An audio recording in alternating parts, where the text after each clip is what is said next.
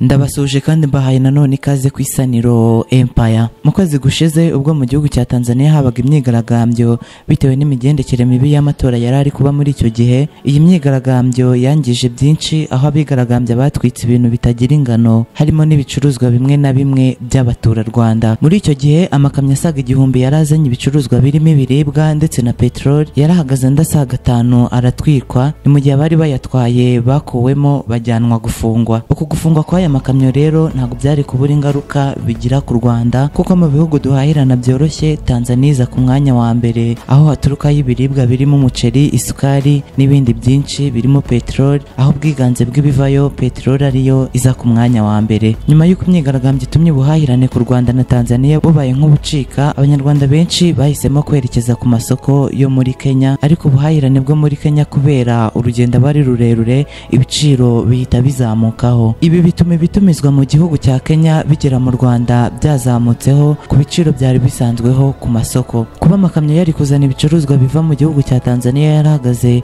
nk'uko byatangajwe na PSF, ibyakomye mu nkokora amasoko y'ubucuruzi bw'ibikomoka kuri petrol ndetse na mazutu ndetse n'ibiribwa muri rusange. Ku ikubitiro essence yahise itumbagizwa ku rwego rudateze no gusubira inyuma. Urwego rushinzwe kugenzura imikorere y'inzego zimwe zirimo ifitiye igihugu akamaro RURA rwatangaje ko guhera ku wa gatanu tariki ya 8 Ugushyingo 2025 ibiciro bishya bya lisansi na mazutu byiyongereyeho hasaga 200 ku giciro cyari gisanzwe. Mu itangazo yashyize ku rubuga rwayo rwa X, RURA yavuze ko ku biciro bishya kuri litiro ya lisansi byageze ku mafaranga 1989, bivuze ko habura amafaranga 11 ngo byuzure 2000, mu gihe ya mazutu ari 1900. Ibi biciro bikazakurikizwa mu gihe cy'amezi 2 ari imbere uhereye ku itariki ya 8 Ugushyingo. N'ibiciro bigaragaza ko habayeho izamuka ry'amafaranga 127 kuri litiro ya lisansi hamwe na 92 kuri litiro ya mazutu ugereranyije n'ibiciro biheruka gutangazwa mu mezi 2 ashize. Muri Nzeri uru rwego rwari rwaratangaje ko litiro ya lisansi izajya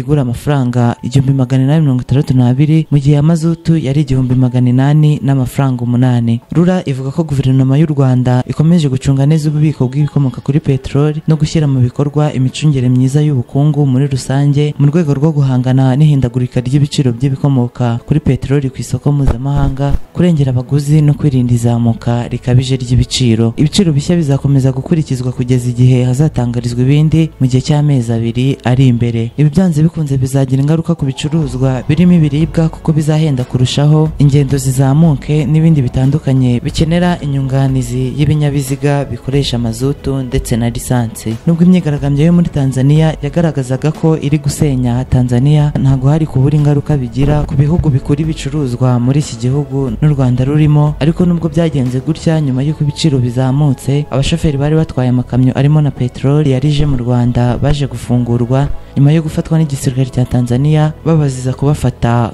nk'abagambanyi. Amakuru aravuga ko bamwe mu bashoferi batwara amakamyo ya kompanyi zitwara ibicuruzwa birimo na petrol n'ibindi bafatiwe mu mujyi wa Tanga ubwo baturukaga i Dar es Salaam berekeza mu Rwanda. Gusa nubwo baje gufungwa, baje kubafungura mu minsi yashize. Biravugwa ko bafashwe n'inzego za gisirikare cya Tanzania, ariko nyuma baza gufungurwa kandi basubira mu kazi kabo nk'uko bisanzwe. Gusa igiteye inkeke nuko bimwe mu bicuruzwa bari bazanye byaje gusahurwa, ibindi biratwikwa. Ubundi ubuhahirane hagati y'u Rwanda na Tanzania ni ingenzi cyane ku masoko y'u Rwanda, niyo mpamvu iyo habonetse inkomyi ituma ubuhahirane buhagarara, ingaruka zabwo ziba zikomeye ku mpande zombi. Gusa cyane cyane ingaruka zigera ku Rwanda gusa, kubera u Rwanda rudakora ku nyanja, rukoresha cyane cyane icyambu cya Dar es Salaam mu kuzana ibicuruzwa birimo ibikomoka kuri petroli, ibiribwa n'ibikoresho by'ubwubatsi. Niyo mpamvu iyo Tanzania ihagaritse ubuhahirane, ibicuruzwa byinshi byinjira mu Rwanda bihenda cyane, kuko bisaba gukoresha indi nzira ndende binyura muri Kenya cyangwa Uganda. Iyi nzira ndende yo gutumiza ibintu muri Kenya na Uganda ikaba ari ituma ibicuruzwa byose bituruka hanze nk'amavuta yo guteka, sima, ibiribwa n'ibindi bihita bizamura ibiciro kubera ikiguzi cy'ubwikorezi. Sibyo gusa, inganda nyinshi mu Rwanda zizana ibikoresho fatizo binyuze muri Tanzania. Iyo inzira ihagaze, inganda zimwe zishobora guhagarika akazi kazo cyangwa zikagabanya umusaruro, bikaba byateza igihombo gikomeye ku bukungu bw'igihugu no kubura akazi kuri bamwe. Niyo mpamvu kuba hari ibicuruzwa bya hano mu Rwanda byazamutse ari ingaruka z'uko bimwe mu bicuruzwa